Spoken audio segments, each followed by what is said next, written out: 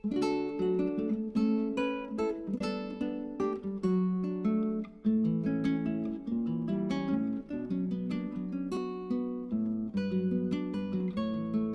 हम लोगों ने पढ़ा हुआ है अभी तक, उसकी छोटी छोटी कुछ चीजें और जो छूट गई हैं या किसी को समझ में नहीं आ रही है, उन चीजों को हम डिस्कस करने जा रहे हैं, जिसमें कि आज की जो प्रॉब्लम्स होंगी वो प्रीवियस 4 लेक्चर पर बेस्ड होंगी। पिछले 4-5 जो लेक्चर आपने पढ़े सुने हैं और पिछले जो 4-5 वीडियोस आपने देखी हैं, उसमें जो चीजें हैं उसी का आज हम कुछ थोड़ा सा इम्प्रूवमेंट करेंगे, उसको आज परफेक्ट करेंगे।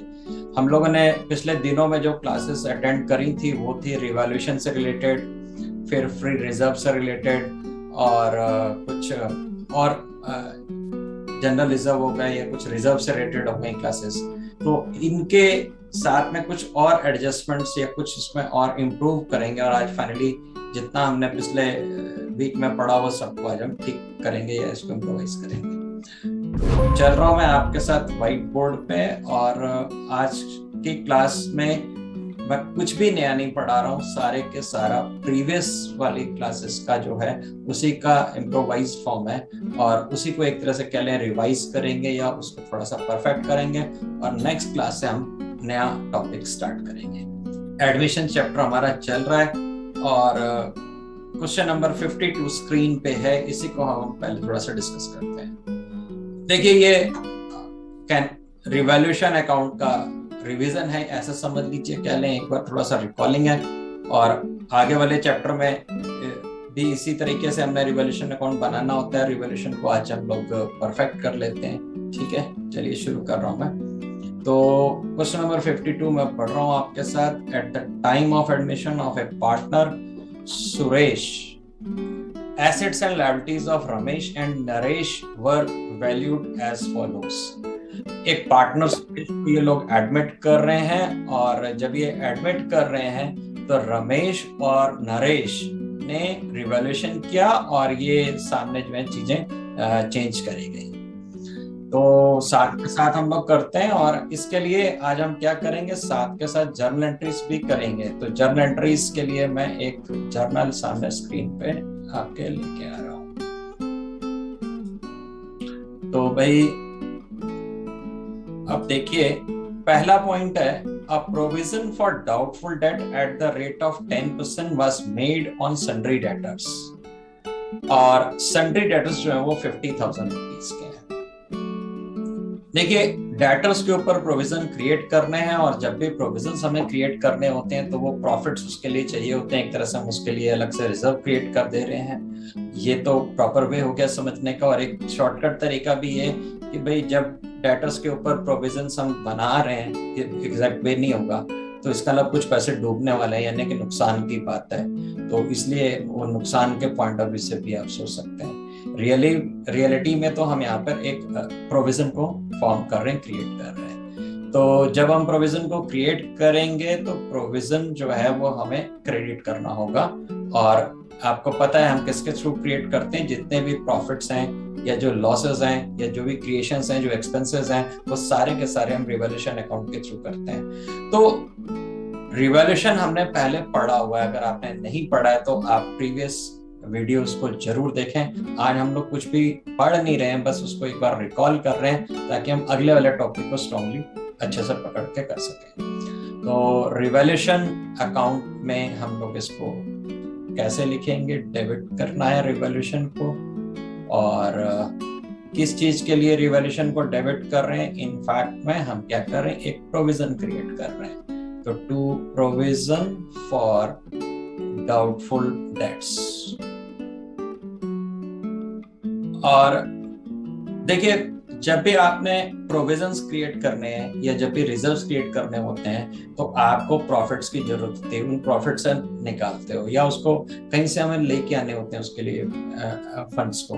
तो कहाँ से निकालने, अगर प्रॉफिट एंड लॉस से पहले हम लोग पढ़ते थे, पीएल अकाउंट बनाते थे, तो उस समय पीएल अकाउंट से हम लोग लेके आते थे, तो हम उस समय एंट्री करते थे PL account debit to provision for doubtful debt. अब हम लोग इस समय पीएल नहीं बनाते, इस समय एडमिशन के समय में हम लोग रिवॉल्यूशन बना रहे होते हैं। तो रिवॉल्यूशन के थ्रू हम प्रोविजन क्रिएट करेंगे, तो इसलिए पीएल की जगह पर रिवॉल्यूशन अकाउंट डेबिट। और अब हम चलते हैं अगले पॉइंट पे, और इसका पहले तो अमाउंट देख लें कितना है। 50,000 का 10%, तो 50,000 का 10% हो गया भाई 5,000 रुपीज। तो 5,000 रुपीज का हमने एक प्रोविजन क्रिएट किया। और अगर आप थंब रूल से तो बंदी वाले तरीके से समझना चाहते हैं तो सीधी सी बात है, एक नुकसान हो रहा है आपका, ठीक है, नुकसान होने का अंदेशा हो रहा है आपको। तो इसलिए जब आप रिवैल्यूएशन अकाउंट बनाएंगे तो उसमें आप उसको डेबिट करेंगे। तो आगे चलते हैं हम बी पॉइंट पे। Creditors were return back by 5,000 rupees. यहाँ पे वो कह रहे हैं कि जो क्रेडिटर्स हैं उनको 5,000 रुपए 5,000 रुपीज राइट बैक करने का मतलब क्या कि कम कर दिया जाए। अब देखिए क्रेडिटर्स जो हैं वो आपकी लायबिलिटीज है, और लायबिलिटीज और एसेट्स के लिए आपको फिर से मैं एक बात याद करा दूं कि assets are debit item and liabilities are credit item. Asset हमेशा डेबिट में होती हैं, और जब भी बढ़ानी होती हैं तब डेबिट करते हैं, जब भी आती हैं हमारे पास तब हम डेबिट करते हैं। एसेट्स को जब घटाना होता है तो हम उसको क्रेडिट करते हैं। इसी के ठीक उल्टा लायबिलिटीज के लिए क्या होता है कि लायबिलिटीज क्रेडिट आइटम होते हैं। लायबिलिटीज को जब आपने बढ़ाना है तो क्रेडिट करना है, और अगर उसको घटाना होगा तो आप उसको डेबिट करोगे। तो लायबिलिटी की बात हो रही है, एक लायबिलिटी को आप कम कर रहे हो। जब आप क्यों कम कर रहे हो? क्योंकि क्रेडिटर्स 5,000 के कम हो जा रहे हैं। तो जब ये क्रेडिटर आपके 5,000 के कम हो रहे हैं, आपकी एक लायबिलिटी कम हो रही है। लायबिलिटी कम होगी तो लायबिलिटी को कहां से कम करेंगे? हम डेबिट से। तो क्रेडिटर्स को हम डेबिट करेंगे, और जब हमारी लायबिलिटी कम होगी तो हमारे पास प्रॉफिट होगा, और इसके प्रॉफिट को हम कहां पर ट्रांसफर करते हैं? जो भी एसेट्स और रिवैल्यूएशन, एसेट्स और लायबिलिटीज के रिवैल्यूएशन पे जो प्रॉफिट्स या लॉस होते हैं उन सबको हम ट्रांसफर करते हैं रिवैल्यूएशन अकाउंट में। और कभी कभी हम रिवैल्यूएशन अकाउंट को profit and loss adjustment account नाम से भी जानते हैं। अगर हमें किसी क्वेश्चन में रिवैल्यूएशन ना यूज करके पीएल एडजस्टमेंट लिखा हो तो हम पीएल एडजस्टमेंट वर्ड यहाँ पे यूज करेंगे। वो है वही चीज, सिर्फ उसमें क्या करते हैं, नाम बदल देते हैं। तो अब कहने का मतलब क्या है कि लायबिलिटी आपको कम करनी है। लायबिलिटी चूंकि कम करनी है तो आप लायबिलिटी को कम करोगे तो डेबिट करोगे, क्रेडिट से बढ़ेगी। तो जब हमने लायबिलिटी यानी कि क्रेडिटर्स को हम डेबिट करेंगे, लायबिलिटीज कहां से बढ़ती हैं? क्रेडिट से, और घटती कहां से? डेबिट से। 5,000 के क्रेडिटर्स कम हो गए हैं, क्योंकि कम हो गए हैं इसलिए हम उसको डेबिट कर रहे हैं, और इससे रिजल्टेंट जो प्रॉफिट होगा वो कहां पर ट्रांसफर किया जाएगा? रिवैल्यूएशन अकाउंट में। और आपको ये रूल तो बेसिक पता ही है, debit all losses credit all incomes. Revaluation में उसकी इनकम को, उसके गेन को ट्रांसफर किया जाएगा। तो क्रेडिटर्स टू रिवैल्यूएशन, और इसका भी अमाउंट जो है वो 5,000 का है। उन्होंने बोला कि 5,000 के क्रेडिटर्स को राइट बैक करिए। अब हम आगे चलते हैं, और अगला जो पॉइंट है हमारा, उसमें देखिए सी पॉइंट में लिखा है कि बिल्डिंग है वो अप्रिशिएट हो रही है 20% से। एसेट है बिल्डिंग, और एसेट बढ़ रही है 20%। तो 2 लाख का 20% और 20% हो गया आपका 40,000, यानी कि बिल्डिंग की वैल्यू 40,000 बढ़ रही है। और जब भी कोई एसेट बढ़ानी है तो एसेट को डेबिट करते हैं, और लायबिलिटी बढ़ानी है तो क्रेडिट करते हैं। तो बिल्डिंग को बढ़ाना था इसलिए बिल्डिंग को हमने डेबिट किया। Building account debit to revaluation. Revaluation credit क्यों हुआ? क्योंकि जब बिल्डिंग बढ़ गई तो भाई हमारा फायदा हो गया, और फायदे कहां पर होते हैं? क्रेडिट में। डेबिट और लॉसेस क्रेडिट और इनकम्स। तो यहाँ पे गेन हुआ है, ये जो प्रॉफिट हुआ है वो हमने रिवैल्यूएशन अकाउंट में ट्रांसफर किया। और कितना हो गया भाई? ये 40,000। कैसे 40,000 आया? 2 लाख की बिल्डिंग थी, 20% उसका बढ़ गया, तो 2 लाख का 20% जो है वो 40,000 होता है। फिर हम आगे चलते हैं और डी पार्ट में चलते हैं। Unrecorded investments were valued at 15,000। कुछ इन्वेस्टमेंट्स हमारे पास पड़ी हुई हैं जो रिकॉर्ड्स में नहीं है, और उनकी वैल्यू 15,000 की है। यानी कि इन्वेस्टमेंट नामक हमारे पास कोई इन्वेस्टमेंट्स की एसेट है, पर हमने उसको लिखा नहीं हुआ, रिकॉर्ड्स में ही नहीं है। तो भाई एक एसेट है, कितने की है? वो 15,000 की, और उसको बढ़ा के दिखाओ। अब जब हम एसेट को बढ़ा करके दिखाएंगे तो बढ़ा के दिखाते समय हमें क्या करना है, एसेट को बढ़ाना है तो क्या करना होगा, डेबिट करना होगा। एसेट डेबिट से बढ़ती है, तो एसेट बढ़ाएंगे, कौन सी एसेट बढ़ाएंगे, इन्वेस्टमेंट। Investment account debit. और जब एसेट यानी कि इन्वेस्टमेंट जब बढ़ जाएंगी, कुछ भी नहीं लिखी हुई है, अब उसकी वैल्यू आ गई है, 15,000 वैल्यू आ गई है, इसका 15,000 का फायदा हो गया हमारा। और फायदे कहाँ ट्रांसफर करेंगे, रिवैल्यूएशन में। लॉस कहाँ ट्रांसफर करेंगे, रिवैल्यूएशन में। डेबिट में लॉसेस लिखते हैं, क्रेडिट में प्रॉफिट्स लिखते हैं, इनकम लिखते हैं। ये बेसिक रूल है जो आपको सबको पता ही, 11th क्लास से पढ़ते आ रहे हो। तो अभी क्रेडिट कर रहे हैं हम रिवैल्यूएशन।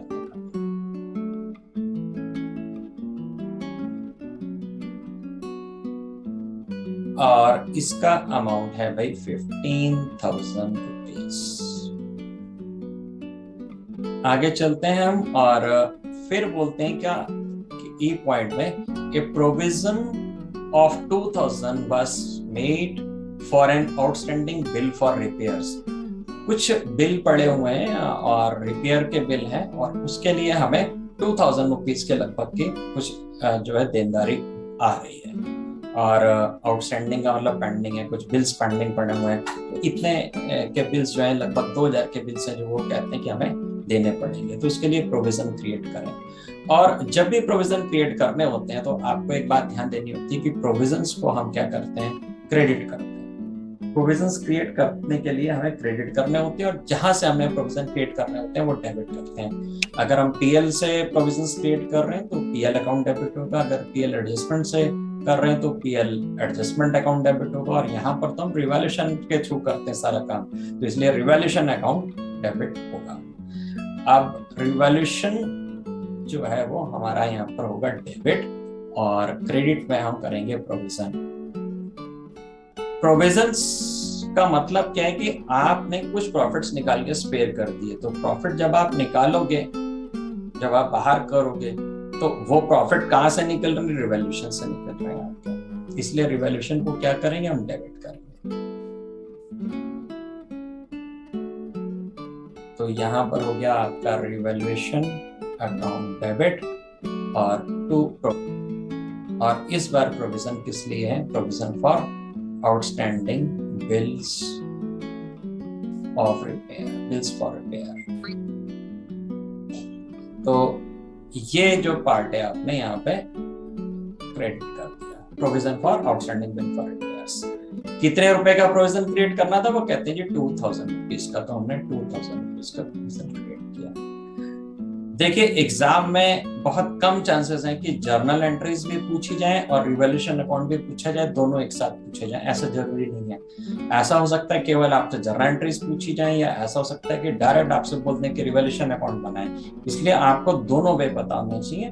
और प्रॉपर वे तो ये कि भाई एंट्रीज हो, एंट्रीज के बाद उसके अकाउंट्स में जो भी कंसर्न अकाउंट्स है उसमें ट्रांसफर होना चाहिए, यानी कि रिवैल्यूएशन अकाउंट करना चाहिए। तो हमने एक प्रोविजन क्रिएट कर लिया आउटस्टैंडिंग रिपेयर। फिर कहते हैं कि unrecorded liability towards supplier was ₹3,000।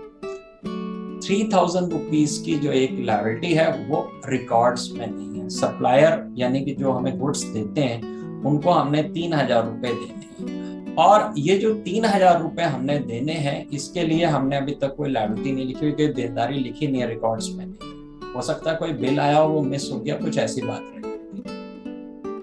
अब भाई एक लायबिलिटी आपको बढ़ानी है, और आपको ये बात पता है कि एसेट्स जो है वो डेबिट आइटम होते हैं और लायबिलिटीज जो है वो क्रेडिट आइटम होती हैं। तो यहाँ पर क्या है कि जब आप एक लायबिलिटी बढ़ाओगे तो लायबिलिटी को क्रेडिट करोगे, और क्रेडिट किसको करोगे आप, यहाँ पे सप्लायर का मतलब क्या है, जो आपको गुड्स देता है उसकी बात कर रहे हैं। तो एक तरह से आप क्रेडिटर्स बढ़ाओगे। जब आप क्रेडिटर्स बढ़ाओगे तो फिर क्या करना होगा, आपको क्रेडिट करना होगा। क्यों करना होगा, क्योंकि लायबिलिटी बढ़ रही है। तो हमारी एंट्री हो जाएगी revaluation account debit to creditors account. और यहां पर जो लायबिलिटी का अमाउंट है वो 3,000 रुपीज का है। देखिए ये जितना आपको दिया हुआ है इसकी जर्नल एंट्रीज तो आपने पास कर दी। यहाँ पर आपके पास जो है ABCDEF तक पॉइंट है, तो F तक की हमने सारी जर्नल एंट्रीज पास कर दी। पर आपको एक बात और भी याद रहने की या ये बात पता होगी कि इन सारी चीजों को हमने कहाँ पे ट्रांसफर किया होता है, रिवॉल्यूशन अकाउंट में। और फाइनली जब हम रिवॉल्यूशन में इन सब की पोस्टिंग करेंगे तो रिजल्टेंट क्या होगा, या तो हमारे पास कुछ प्रॉफिट हो रहा होगा या हमारे पास कुछ लॉस हो रहा होगा। अब यहाँ पर हमको पता करना पड़ेगा कि प्रॉफिट हो रहा है कि लॉस हो रहा है। तो इसके बाद हम लोग क्या करते हैं, इसको एक रिवॉल्यूशन अकाउंट के अंदर हम ट्रांसफर करते हैं, पोस्टिंग करते हैं इसकी।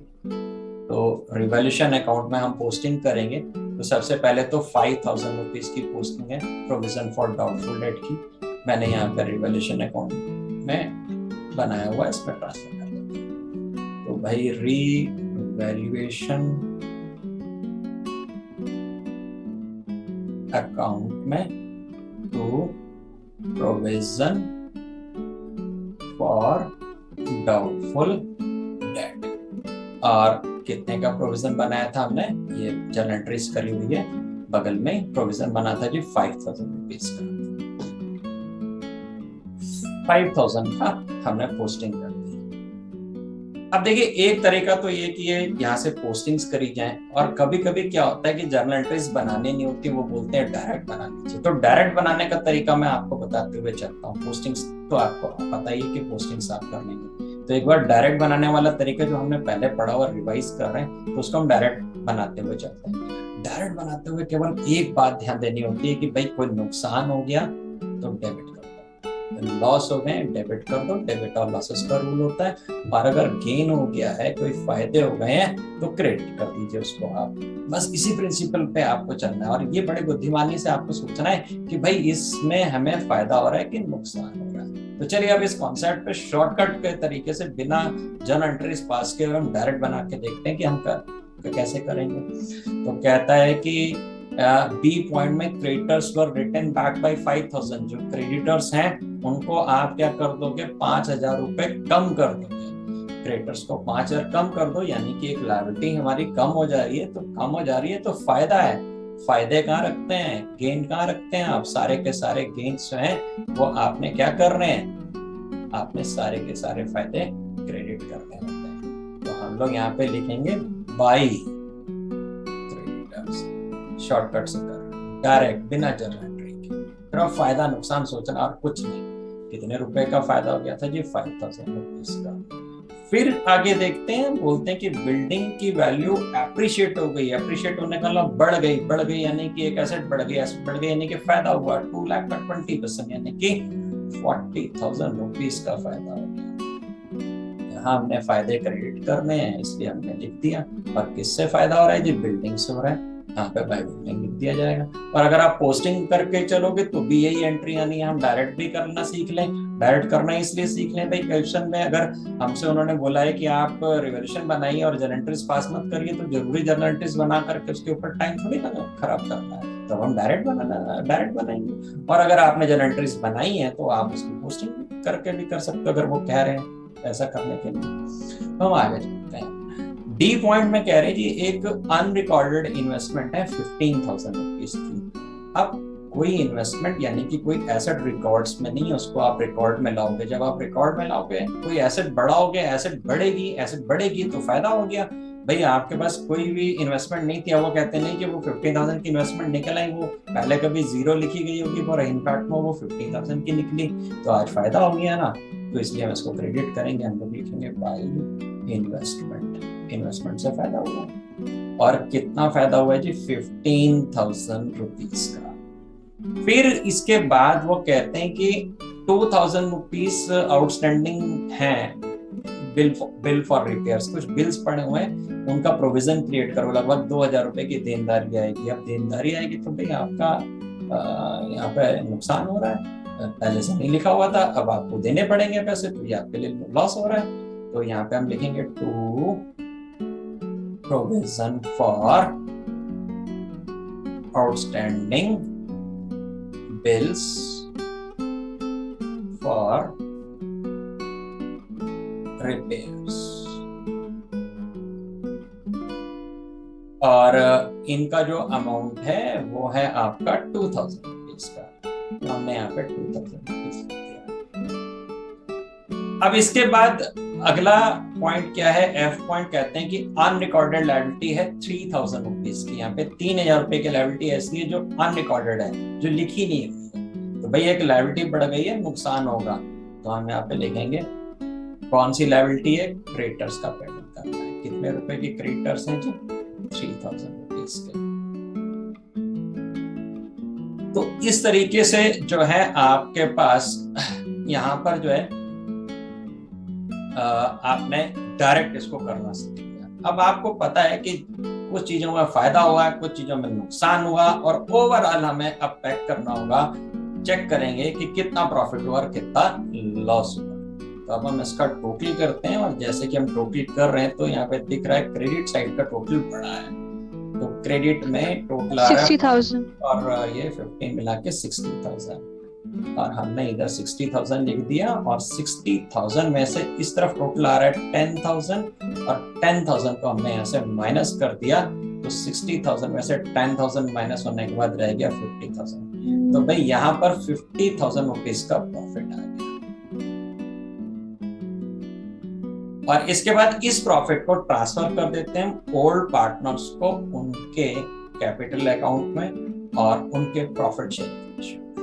तो यहाँ पर ओल्ड पार्टनर्स कौन कौन है, यहाँ पे ओल्ड पार्टनर्स है रमेश और नरेश, और इनका रेशियो क्या है कुछ भी बताया नहीं है।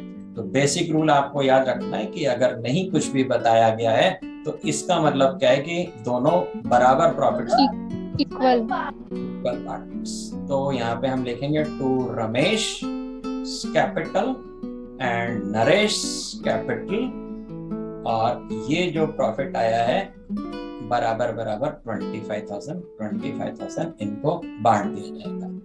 अब देखिए ये जो रिवैल्यूएशन अकाउंट के अंदर जो प्रॉफिट आया है, इस प्रॉफिट के लिए भी एक जर्नल एंट्री इनफैक्ट में बनानी होती है। तो अब हम जाकर जर्नल एंट्रीज पास कर रहे हैं, तो हमको यहाँ पर जो लास्ट में टोटल प्रॉफिट या लॉस आया है उसकी भी एंट्री पास करनी होती है। तो हम यहाँ पर आएंगे और एक एंट्री यहाँ पे लिखेंगे रिवैल्यूएशन। ये मैं डिस्कस कर चुका हूँ आपसे पुराने क्लासेस के अंदर, इसलिए मैं डायरेक्ट करते हुए चल रहा हूँ और आपको बहुत कम एक्सप्लेन करते हुए चल रहा हूँ, सर रिवाइज कर रहे हैं। किसको देना है जी, रमेश को और नरेश को, इनके कैपिटल अकाउंट में Ramesh capital and Naresh capital. और कितना प्रॉफिट हुआ था जी, 50,000 का, और इन दोनों को बांट दिया हमने इक्वल, यानी कि 25,000 एंड 25,000। तो हमने अभी रिवाइज किया एक छोटा सा पहले का पढ़ा हुआ टॉपिक, और वो था हमारा revaluation. Reserves, accumulated profit and losses, ये ऑलरेडी हम डिस्कस कर चुके हैं। कुछ एक क्वेश्चन प्रैक्टिस करते हैं, और जैसे कि अब हमारे स्क्रीन पे क्वेश्चन नंबर 53 दिख रहा है, मैं इसको पढ़ता हूँ और आपको इसके बारे में एक्सप्लेन करते हुए आगे चलता हूँ। Ram and Shyam were partners in a firm sharing profits and losses in the ratio of 2:1. Mohan was admitted for 1/3 share in the profits. On the date of Mohan's admission, the balance sheet of Ram and Shyam showed general reserve of 2,50,000 and a credit balance of 50,000 in the profit and loss account. Pass necessary journal entries on the treatment of these items on Mohan's admission. देखिए, जब भी नया partner business को join करेगा, अगर कुछ free reserves पहले से पड़े हैं और कुछ एक्यूमुलेटेड प्रॉफिट्स पड़े हैं या कोई लॉसेस पड़े हुए उस दिन, तो नए वाले पार्टनर के आने से पहले, यानी कि एडमिशन होने से पहले, नए वाले पार्टनर के एडमिशन से पहले, पुराने पार्टनर्स उन सारे प्रॉफिट्स को, लॉसेस को, फ्री रिजर्व्स को, एक्यूमुलेटेड प्रॉफिट्स को अपने अकाउंट के अंदर ट्रांसफर करा देते हैं। सीधी सी बात है, क्यों ट्रांसफर करा रहे हैं? बड़े सीधी सी बात है इसमें कि भाई पुराने लोगों ने जो प्रॉफिट कमा हुआ तो पहले के लोगों के ना, नए वाले को क्यों दिया जाएगा, इसलिए उसके आने से पहले वो अपने अपने अकाउंट में ट्रांसफर करा देंगे। और ठीक इसी तरीके से अगर वहां पे कोई नुकसान पड़ा हुआ है तो नया वाला पार्टनर बोलेगा भैया ये पहले का नुकसान है, इसको मैं क्यों भरूं, ये आप अपने अपने अकाउंट में ट्रांसफर करो। तो इसलिए रूल ये बना लिया गया कि भाई अगर कुछ भी प्रॉफिट्स पड़े हैं, लॉस पड़े हैं, फ्री रिजर्व्स पड़े हैं, फ्री रिजर्व्स भी आपको पता होना चाहिए कि प्रॉफिट्स ही होते हैं। अब फ्री रिजर्व कैसे होते हैं, जितने हमने प्रॉफिट निकाल के रखे थे उसमें से अगर कुछ लायबिलिटीज हैं, कुछ क्लेम्स हैं, उसको हटाने के बाद जो बच जाएगा, जो फ्री है, उसको हम अपने अकाउंट, पार्टनर्स के अकाउंट में ट्रांसफर कर देते हैं। अगर आपको ये टॉपिक भूल गया है तो प्रीवियस लेक्चर्स की रिकॉर्डिंग्स जरूर देखिए, आपको बिल्कुल समझ में आ जाएगा। अभी मैं आपको एक्सप्लेन करने पे एम्फेसिस नहीं कर रहा हूँ, आज हम इसको एक बार थोड़ा सा रिकॉल करेंगे और कल से हम full fledged question, complete question करेंगे। उस क्वेश्चन के अंदर हम क्या करने वाले हैं, सारे जितने भी टॉपिक्स हैं वो सारे के सारे इन्वॉल्व करके एक बड़ा क्वेश्चन करेंगे, यानी कि new ratio, sacrificing ratio, treatment of goodwill, फिर रिवॉल्यूशन अकाउंट और treatment of reserves, accumulated profits, और इसके बाद फिर हम कैपिटल अकाउंट बनाएंगे, फिर इसके बाद हम बैलेंस शीट बनाएंगे, और अगर रिवॉल्यूशन अकाउंट बनाने के लिए बोला जाए तो रिवॉल्यूशन भी, और इसके अलावा बैंक अकाउंट बनाने को बोलेंगे तो वो भी। इन सारी चीजों को कंप्लीट करके बड़ा क्वेश्चन हमें अटेंड करना होगा। तो हम आगे चल रहे हैं और इसकी जर्नल एंट्रीज को पास करेंगे।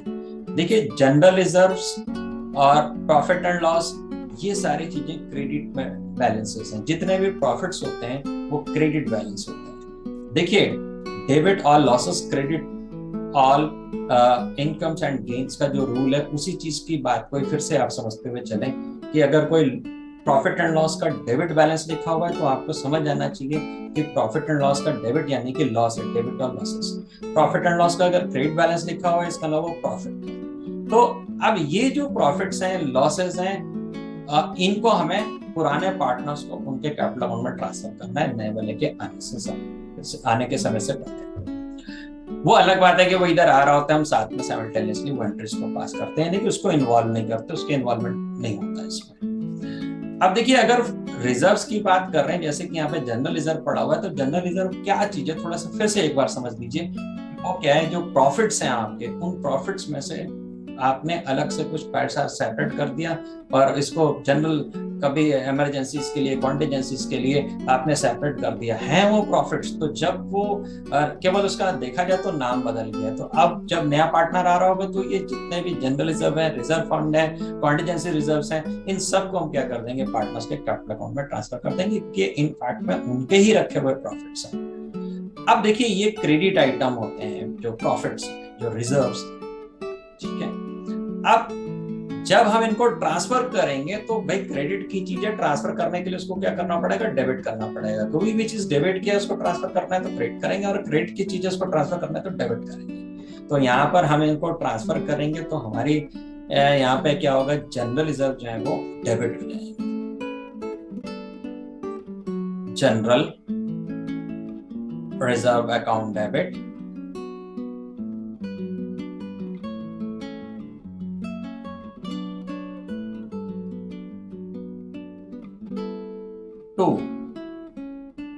पुराने पार्टनर्स को देंगे। और क्वेश्चन में देखिए कौन कौन पुराने पार्टनर्स हैं, राम है और श्याम है। क्या रेशियो है इनका, 2:1। पुराने पार्टनर्स के लिए पुराना रेशियो। जनरल रिजर्व का बैलेंस कितना है आपका, जनरल रिजर्व का बैलेंस है आपके पास 2,50,000। तो 2,50,000 को आप ट्रांसफर करेंगे। कौन कौन से पार्टनर हैं यहाँ पर, राम और श्याम। तो हम यहाँ पे लिखेंगे to Ram to Shyam's capital, to Ram's capital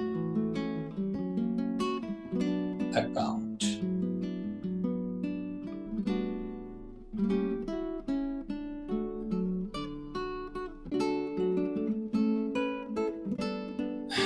तो ये हो जाएगा आपका 83,333 और ये हो जाएगा आपका 1,66,667 2:1 में हमने ट्रांसफर कर दिया। जनरल रिजर्व को क्यों डेबिट किया है, क्योंकि जनरल रिजर्व इनफैक्ट में क्रेडिट आइटम है, जब उसको ट्रांसफर करना है तो डेबिट।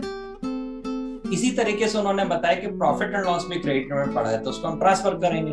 तो प्रॉफिट एंड लॉस को हम क्या करने वाले हैं, यहाँ पे profit and loss account debit, और किसको देने वाले हैं, टू राम और Shyam. To Ram's capital to Shyam's capital account. और भाई ये कितने रुपए के थे, 50,000 रुपीज के थे। और इसको हम ट्रांसफर करेंगे तो ये हो जाएंगे आपके 33,333 एंड 16,667। अब ये दो जर्नल एंट्रीज हैं, इन दोनों को हम मर्ज करके भी लिख सकते हैं, मैं आपको मर्ज करके भी बता देता हूँ। तो हम यहाँ पे जब मर्ज करेंगे तो हमारी एंट्री क्या हो जाएगी, general reserve account debit profit and loss account debit.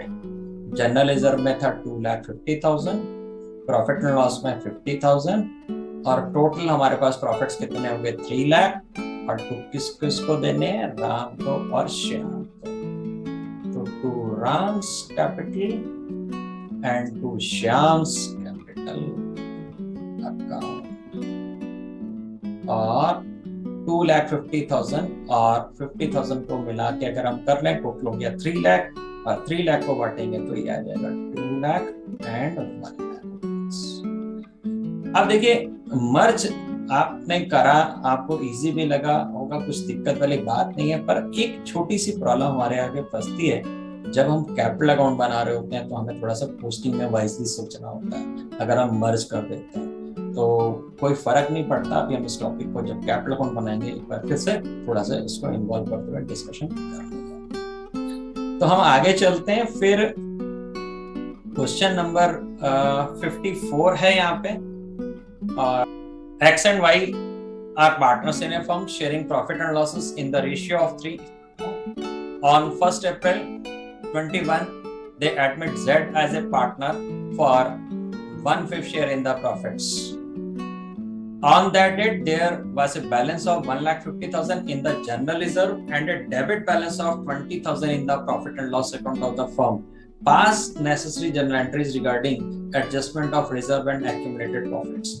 अब देखिए यहाँ पर पहले वाले क्वेश्चन 53 की तरह ही है, बस एक छोटा सा चेंज क्या है कि जो प्रॉफिट एंड लॉस का बैलेंस है वो डेबिट बैलेंस है, और डेबिट बैलेंस होने का मतलब आपको याद रखना है वो लॉस का बैलेंस है।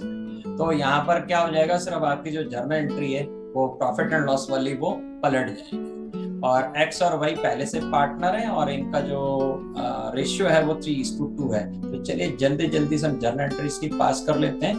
और पहली एंट्री जो हो जाएगी जनरल रिजर्व की, तो मैं शॉर्टकट में लिखते हुए चल रहा हूँ, जनरल रिजर्व लिख देता हूँ, जनरल रिजर्व अकाउंट डेबिट, और किस किस को देना है नाम लिख देते हैं, पार्टनर्स के नाम हो जाएंगे जी एक्स और वाई, तो पूरा लिख लीजिएगा एक्स और वाई कैपिटल अकाउंट। और जनरल रिजर्व जो पड़ा हुआ था वो था आपका 1,50,000, और 1,50,000 को आपने पार्टनर 3:2 में, जो कि इनका पहले का रेशियो है, तो 1,50,000 को 3:2 में बांटेंगे तो ये आएगा जी 90,000, और ये हो जाएगा 60,000। ऐसे ही जर्नल एंट्री हमने पहले करी।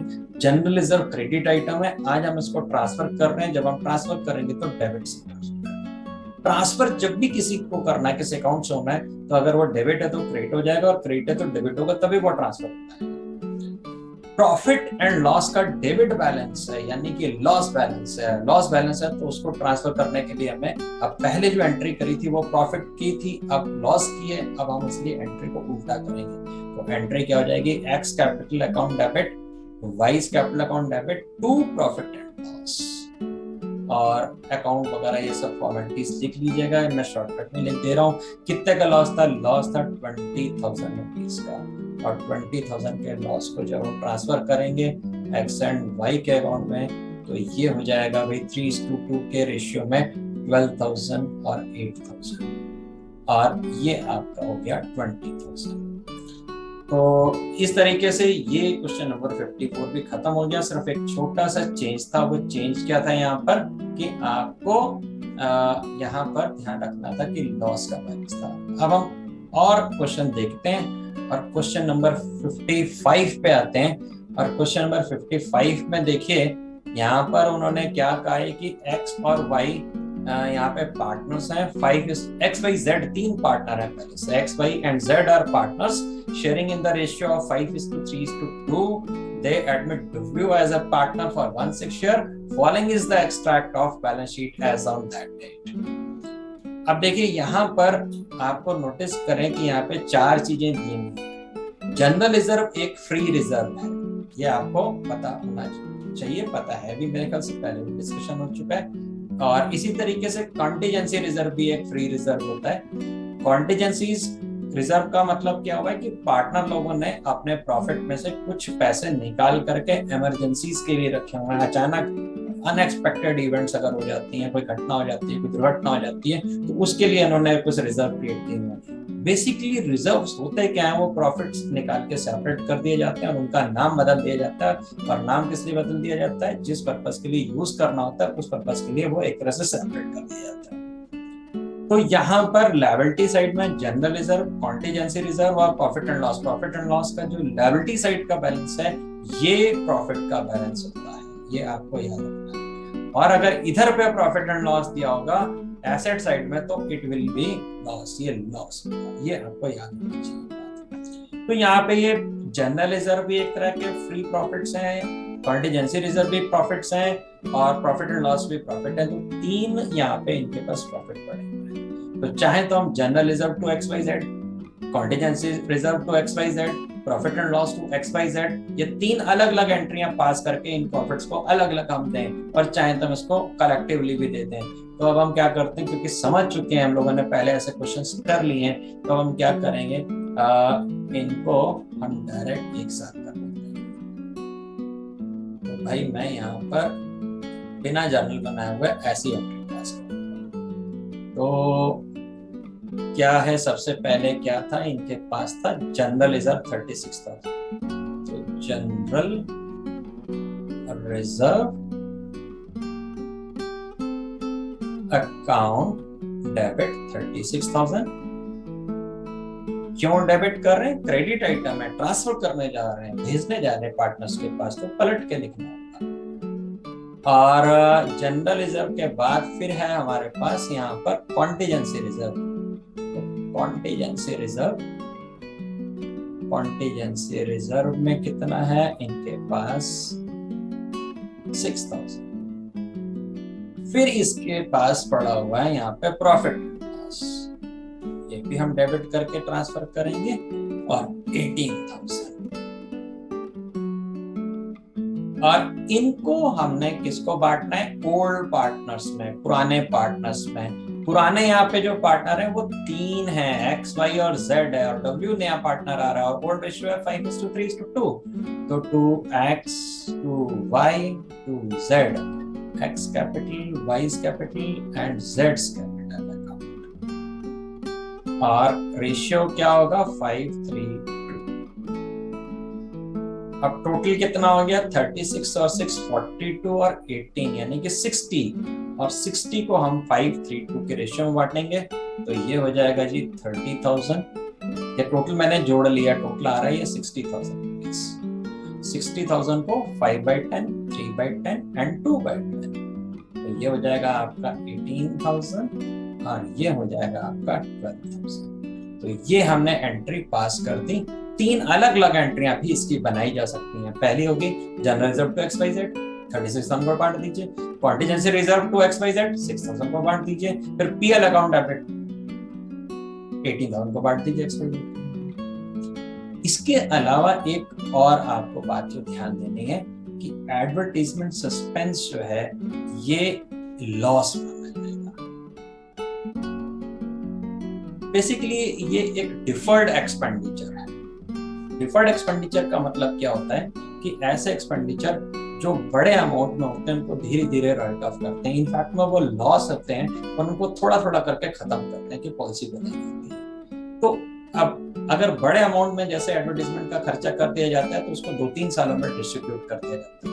तो यहाँ से क्या है कि इनफैक्ट में इसका जो नेचर है वो एक्सपेंस है, वो खर्चा है, वो नुकसान है बेसिकली। तो ऐसे नुकसानों को हम नए वाले पार्टनर के आने से पहले खत्म कर देते हैं और इनको हम ट्रांसफर कर देते हैं किसके अकाउंट में? जो पुराने पार्टनर्स होते हैं। तो एडवर्टाइजमेंट सस्पेंस जो है वो भी ट्रांसफर होगा। ये एक लॉस है और ये अगले वाले चैप्टर्स में भी ये जो काम आप कर रहे हो contingency reserve, general reserve, PL, free reserve, ये नेक्स्ट चैप्टर रिटायरमेंट में भी यही काम करेंगे। हम वहां पे भी और फिर से एक बार डिस्कस करेंगे। क्यों करेंगे? क्योंकि भाई पुराना हिसाब है तो पुराने लोगों को ही इसको समझना होगा। रिटायरमेंट के केस में क्या होता है, कोई पार्टनर जा रहा होता है बिजनेस छोड़ के, तो उसको बोला जाता है कि भैया पुराना हिसाब किताब क्लियर कर दो, पुराने नुकसान है उसको आप दे करके जाओ, पुराने फायदे हैं उसको आप लेके जाओ। तो पुरानी चीजें जो पहले के पार्ट है वो पहले के पार्टनर जो होंगे वो डिस्कस करेंगे, वही उसको शेयर करेंगे, वही उसमें उसको आपस में शेयर करेंगे। तो भाई यहाँ पर एडवर्टाइजमेंट सस्पेंस क्या, वो लॉस है, तो इसको लॉस को हम क्या करेंगे, ट्रांसफर करेंगे इनके अकाउंट में, एक्स वाई और जेड के अकाउंट में, पुराने पार्टनर्स के अकाउंट में। तो X Y Z to advertisement suspense account. Advertisement suspense account क्या है कि एक बार इन्होंने एडवर्टाइजमेंट बड़ा कर दिया अमाउंट और वो नुकसान या उसका खर्चा जो है वो कई सालों में डिस्ट्रीब्यूट करना चाहते हैं, उन्होंने पूरा नुकसान एक बार में नहीं दिखाया, तो धीरे धीरे करके राइट ऑफ कर रहे हैं। तो ये बेसिकली एक्सपेंस ही है, इसका एक्चुअल नेचर तो एक्सपेंस ही है, रियल की। तो उसको अब उससे कुछ भी एसेट के फॉर्म में दिखाने के कुछ भी रिकवर नहीं होने वाला। तो अब हम क्या करेंगे, इसको हम डिस्ट्रीब्यूट करेंगे इनके बीच में, हम इनके बीच में पार्टनर्स के बीच में एक्स में एक 5:2 के रेशियो में 24,000, तो 24,000 एक्स वाई एंड जेड्स capital account, debit debit debit 532 यानी कि 12,000, 7,200 एंड 4,800। अब हम आगे देखते हैं और नेक्स्ट क्वेश्चन पे चलते हैं, देखते हैं इसमें क्या था। तो भाई अगला क्वेश्चन जो है हमारा वो है B point, B question number 55 का बी, 55 का B part. Give the journal entry to distribute workman compensation reserve of 72,000 at the time of admission of Z. If there is no claim against it, the firm has two partners X and Y. देखिए हमने एक individual पूरा lecture जो है वो workman compensation को devote किया हुआ है। 2 क्लास पहले की रिकॉर्डिंग आप चेक करेंगे, वर्कमैन कंपनसेशन के सारे ऑप्शंस जितने भी होते हैं वो सारे उस वीडियो में डिस्कस किए हुए हैं। आपको अभी मैं शॉर्टकट में बताते हुए चल रहा हूँ कि वर्कमैन कंपनसेशन रिजर्व में जितना भी फ्री पार्ट बचता है वो पुराने पार्टनर्स पुराने रेशियो में बांट देंगे। अब देखिए 72,000 रुपीज का इन्होंने रिजर्व रखा हुआ है और पुराने पार्टनर एक्स और वाई हैं और वो कहते हैं कि इसमें से कुछ भी क्लेम नहीं है, कोई भी अमाउंट की देनदारी नहीं है, सारे के सारा पैसा जो है इनके पास बच जा रहा है, तो वो सारे के सारा फ्री हो गया क्योंकि कुछ भी क्लेम नहीं है। लिखा हुआ है कि at the time of admission of Z there is no claim against it. तो भाई 72,000 का 72,000 पूरा फ्री हो गया, इस पर कोई भी बंधन नहीं है। तो 72,000 को हम क्या करेंगे, जैसे हमने general reserve, contingency reserve, profit and loss के बैलेंस को ट्रांसफर किया, वैसे ही हम वर्कमैन कंपनसेशन रिजर्व को भी पार्टनर्स के बीच में बांट देंगे। तो यहाँ पर अब हमारी एंट्री हो जाएगी 55 का बी पार्ट कर रहे हैं, तो workman compensation reserve account debit पूरा 72,000 नहीं था ना इसका, 72,000, इसको हम बांट देंगे पुराने पार्टनर्स के बीच में और पुराने रेशियो में, और पुराने पार्टनर हैं एक्स और वाई, एक्स एंड वाई।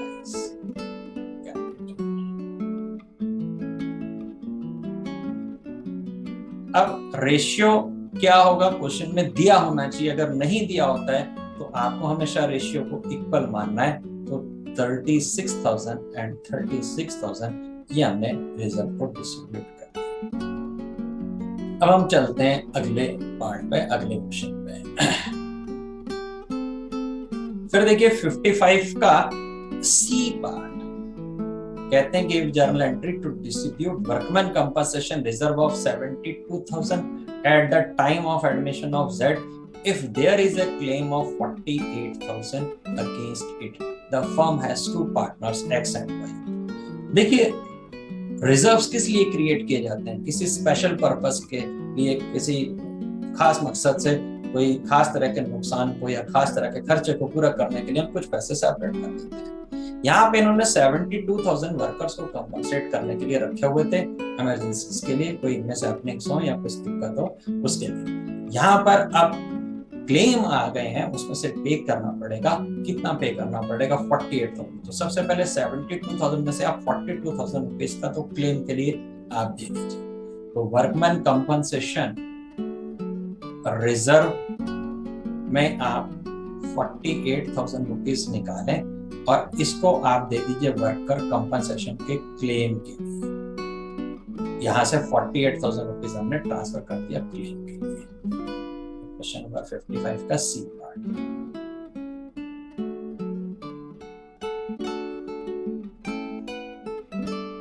अब देखिए 72,000 के टोटल थे, 72 में से 48,000 आपको क्लेम देने पड़ेंगे, तो वो तो आपने सेपरेट कर दिए, उस पैसे को नहीं यूज कर सकते। 72 में से 48 माइनस करने के बाद आपके पास बचते हैं 24,000। ये अब आपके फ्री हो गए और इस फ्री पार्ट को हम क्या करेंगे? वर्कर कंपनसेशन रिजर्व का कितना पार्ट फ्री बच गया? ये 72 में से 48,000 माइनस किया तो ये बच गया जी 24,000। ये अब हम बांट देंगे पुराने पार्टनर्स को, एक्स और वाई को, उनके प्रॉफिट शेयरिंग रेशियो में। प्रॉफिट शेयरिंग रेशियो यहाँ पे भी नहीं दिया हुआ है, अगर नहीं दिया हुआ है तो हमेशा प्रॉफिट शेयरिंग रेशियो बराबर होगा, इक्वल होगा, और 24,000 को हम आधा आधा बांट देंगे, 12,000। अब हम इन दोनों एंट्रीज को प्लस करके एक सिंगल एंट्री भी पास कर सकते हैं आप चाहें तो यहाँ पर मैं आपको इसको सिंगल वे में अगर पास करना हो तो हम कैसे पास कर सकते हैं, तो वो मैं लिख के बता रहा हूँ आपको। तो अगर एक कलेक्टिवली एंट्री पास करनी होती, हम लिखते हैं वर्कमैन कंपनसेशन रिजर्व। टोटल पैसा कितना था हमारे पास वो लिख लेते हैं हम 72,000। इसमें से क्लेम देने के लिए कितना यूज कर लिया? वर्कमैन कंपनसेशन क्लेम देने के लिए हमने 48,000 ले लिया, और बचा हुआ जो पैसा है वो एक्स और वाई को हमने यहाँ पे एक्स को और वाई को इसी जगह पे बांट दिया। तो जरूरी नहीं है कि आप दो एंट्रीज पास करें, आप इसको सेपरेट अलग अलग भी पास कर सकते हैं। बचा कितना? 24, और वो हमने बांट दिया दोनों पार्टनर्स के बीच में 12,000। तो चाहे तो आप मर्ज करके लिखें, चाहे आप इकट्ठे लिखें, इट डिपेंड्स आपके ऊपर। तो हम आगे चलते हैं और देखते हैं कि डी पार्ट में क्या है। देखिए ये सारे पार्ट हमने पढ़े हुए हैं, और जो प्रीवियस लेक्चर था वो पूरा इन्वेस्टमेंट फ्लक्चुएशन के ऊपर था। ये सिर्फ एक बार रिकॉलिंग है, क्योंकि कल से या नेक्स्ट क्लास से हमने बड़े वाले क्वेश्चंस को स्टार्ट करना है, जिसके अंदर सारे पॉइंट्स का इन्वॉल्वमेंट है। और कुछ स्टूडेंट्स ने बोला कि ये बीच के क्वेश्चन की प्रैक्टिस भी करा दीजिए, तो मैंने बोला चलिए ये प्रैक्टिस करते हैं और अगली क्लास से हम लोग फ्रेश सारा रिकॉलिंग करते हुए नया स्टार्ट करते हैं। आगे का पार्ट 55 का डी पार्ट देखते हैं। Give the journal entry to distribute investment fluctuation reserve 24,000। फिर से थोड़ा सा बताते हुए चलता हूँ। इन्वेस्टमेंट्स में उनकी वैल्यू बहुत जल्दी चेंज होती रहती है, और इसके लिए हम क्या करते हैं कि कुछ अमाउंट सेपरेट अलग से निकाल के रख देते हैं। फ्लक्चुएशंस का मतलब उतार चढ़ाव से, उसकी जो वैल्यूज में उतार चढ़ाव हो रहे होते हैं, उसके लिए हम एक रिजर्व क्रिएट कर देते हैं कि कल को अगर कोई नुकसान होता है तो वो हम यहाँ से कवर कर लेंगे। देखिए जितना भी पैसा नुकसान हो रहा होगा वो रिजर्व से आप निकाल लेंगे, नुकसान पूरा करेंगे, और फिर उसके बाद जो फ्री अमाउंट बच जाएगा वो जैसे कि जनरल रिजर्व, कॉन्टिजेंसी रिजर्व में आप पार्टनर्स को बांट दे रहे थे, वैसे यहाँ पे भी बांट देंगे। तो चलिए क्वेश्चन देखते हैं क्या कह रहे हैं। इन्वेस्टमेंट फ्लक्चुएशन रिजर्व आपके पास 24,000 है at the time of admission of Z, when investment market value is 1,10,000 and exists at 1,20,000। The firm has two partners X and Y. वो कहते हैं कि 1,20,000 की इन्वेस्टमेंट्स लिखी हुई हैं और मार्केट वैल्यू जो है वो 1,10,000 हो गई है, यानी कि 1,20,000 की जो इन्वेस्टमेंट लिखी हुई है 1,20,000 की, उसकी वैल्यू हो गई है 1,10,000। इन्वेस्टमेंट 1,20,000 बैलेंस शीट में लिखी है और मार्केट में उसकी वैल्यू 1,10,000 है, तो भाई 10,000 रुपीज की वैल्यू कम हो गई है, 10,000 का नुकसान हो गया है। नुकसान कहाँ से कवर करते हैं? नुकसान वैसे तो पीएल से कवर करते हैं, और अगर रिवॉल्यूशन बना रहे हो तो वहां से कवर करते हैं। पर ध्यान ये रखना है कि अगर किसी भी चीज का रिजर्व बड़ा होता है तो सबसे पहले रिजर्व बनाया इसी पर्पस के लिए गया हुआ है, तो आपने क्या करना है, सारा रिजर्व जो है वो वहां से कवर करना है, रिजर्व से। सारा नुकसान कहां से कवर करना होता है? रिजर्व से नुकसान। तो भाई 10,000 रुपीज का नुकसान हो गया है, ये सबसे पहले इन्वेस्टमेंट फ्लक्चुएशन रिजर्व से कवर किया जाए। तो चलिए हम जर्नल एंट्री बनाते हैं। इन्वेस्टमेंट फ्लक्चुएशन रिजर्व से 10,000 निकालेंगे और इन्वेस्टमेंट की वैल्यू को में जो नुकसान हुआ वो कवर करेंगे। रूल आप ऐसे भी समझ सकते हैं, इन्वेस्टमेंट की वैल्यू कम हो गई है इसलिए इन्वेस्टमेंट को 10,000 हमने क्रेडिट किया। Debit all increase in assets, credit all decrease in asset. Investment की वैल्यू 10,000 कम कर रहे हैं तो नुकसान हो रहा है तो कहां से कवर करोगे? इन्वेस्टमेंट फ्लक्चुएशन रिजर्व से। हमने 10,000 रुपीज का नुकसान कवर किया, रिजर्व से पैसे लिए 10,000, और टोटल रिजर्व में हमारे पास 24,000 होता था, अब 10,000 रुपीज चला गया, अब बच गया है आपके पास 14,000, और ये 14,000 अब आपके पास फ्री हो गया।